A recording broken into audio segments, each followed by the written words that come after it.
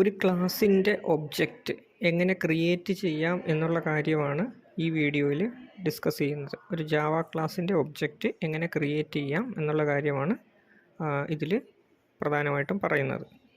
ഇവിടെ രണ്ട് എക്സാമ്പിൾ തന്നിട്ടുണ്ട്. ആദ്യത്തെ എക്സാമ്പിൾ എ എന്ന് പറയുന്ന ഒരു ജാവ ക്ലാസ്സിൻ്റെ ഒബ്ജക്റ്റ് ക്രിയേഷനാണ്. ഇവിടെ ക്രിയേറ്റ് ചെയ്യപ്പെട്ട ഒബ്ജക്റ്റിൻ്റെ പേര് OBJ A എന്നാണ്. രണ്ടാമത് തന്നിട്ടുള്ള എക്സാമ്പിൾ ബി എന്ന് പറയുന്ന ഒരു ക്ലാസ്സിൻ്റെ ഒബ്ജക്റ്റ് ക്രിയേഷനാണ്. ഇവിടെ രണ്ടാമത് ക്രിയേറ്റ് ചെയ്യപ്പെട്ട ഒബ്ജക്റ്റിൻ്റെ പേര് OBJ B. ഇനി നമുക്ക് ഇതിലെ ഓരോ ഭാഗവും എന്താണെന്നുള്ളത് നോക്കാം. ഇനി ഈ ഒബ്ജക്റ്റ് ക്രിയേഷനിൽ ഓരോ ഭാഗവും എന്താണെന്ന് നോക്കാം. ഇവിടെ ആദ്യം കൊടുത്തിട്ടുള്ള ക്യാപിറ്റൽ ലെറ്റർ A എന്ന് പറയുന്നത് ക്ലാസ്സിൻ്റെ പേരാണ്. A എന്നാണ് ആ ക്ലാസ്സിൻ്റെ പേര് എന്ന് നമുക്ക് മനസ്സിലാക്കാം.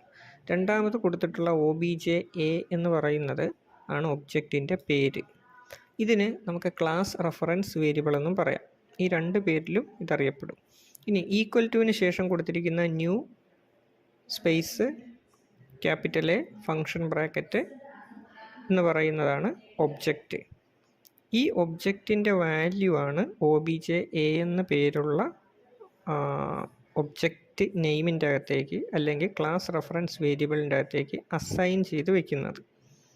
ഓക്കെ, നമുക്ക് വേണമെന്നുണ്ടെങ്കിൽ new space capital A function bracket അത്രയും മാത്രം കൊടുത്തായാലും ഉപയോഗിക്കാം. അപ്പോൾ നമുക്കൊരു ഒബ്ജക്റ്റായി. പക്ഷേ അങ്ങനെ ഉപയോഗിക്കുമ്പോൾ അതൊരു അനോണിമസ് ഒബ്ജക്റ്റായിട്ട് മാറും.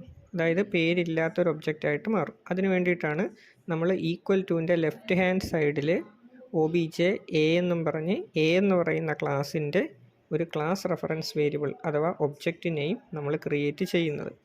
ഇതിൽ ന്യൂ എന്ന് കൊടുത്തിരിക്കുന്ന ഒരു കീവേഡാണ്. ഇനി ഈക്വൽ ടുവിൻ്റെ റൈറ്റ് സൈഡിലുള്ള A വിത്ത് ഫങ്ഷൻ ബ്രാക്കറ്റ് അതിന് നമ്മൾ കൺസ്ട്രക്ടർ എന്നും പറയും. കൺസ്ട്രക്ടർ എന്നും പറയുമെന്നല്ല, അതാണ് കൺസ്ട്രക്ടർ. ഓക്കെ, ഈ കൊടുത്തിട്ടുള്ളത് ഒരു ഒബ്ജക്റ്റ് ക്രിയേഷനാണ്. ഇവിടെ ചെറിയൊരു വ്യത്യാസമുണ്ട്. അതായത് നമ്മൾ കുറച്ച് മുമ്പ് കണ്ട രണ്ടെണ്ണം A എന്ന് പറയുന്ന ക്ലാസ്സിൻ്റെ ഒബ്ജക്റ്റ് ക്രിയേറ്റ് ചെയ്യുന്നതും B എന്ന് പറയുന്ന ഒരു ക്ലാസ്സിൻ്റെ ഒബ്ജക്റ്റ് ക്രിയേറ്റ് ചെയ്യുന്നതുമാണ് നമ്മൾ കണ്ടത്. അത് രണ്ടും യൂസർ ഡിഫൈൻഡ് ആയിട്ടുള്ള ക്ലാസ്സാണ്.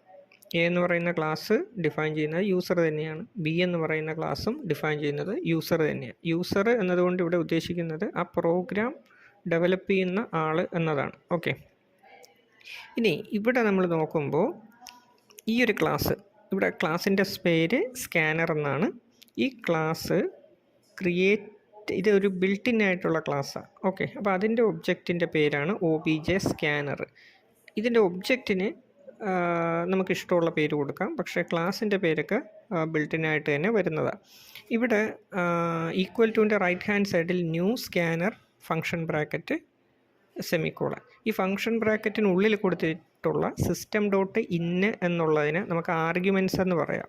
ഓക്കെ, അതുപോലെ തന്നെ നമ്മൾ പഠിച്ചായിരുന്നു ഈക്വൽ ടുവിന് ശേഷം ഇവിടെ കൊടുത്തിട്ടുള്ളതാണ് ഒബ്ജക്റ്റ് എന്ന് പറയുന്നത്. അപ്പോൾ ന്യൂ സ്കാനർ ഫങ്ഷൻ ബ്രാക്കറ്റ് എന്ന് പറഞ്ഞിട്ട് വരുന്നതാണ് ഇവിടുത്തെ ഒബ്ജക്റ്റ്.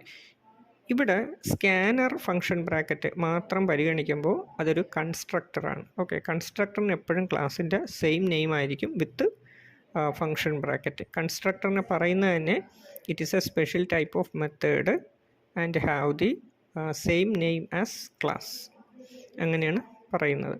അപ്പോൾ ഇവിടെ system.in എന്നുള്ളത് ആർഗ്യുമെൻറ്റ്സ് ആണെന്ന് മനസ്സിലാക്കുക. സ്കാനർ ഫങ്ഷൻ ബ്രാക്കറ്റ് എന്നുള്ളത് കൺസ്ട്രക്ടർ ആണെന്ന് മനസ്സിലാക്കുക. ന്യൂ എന്നുള്ള ഒരു കീവേഡ് ആണെന്ന് മനസ്സിലാക്കുക.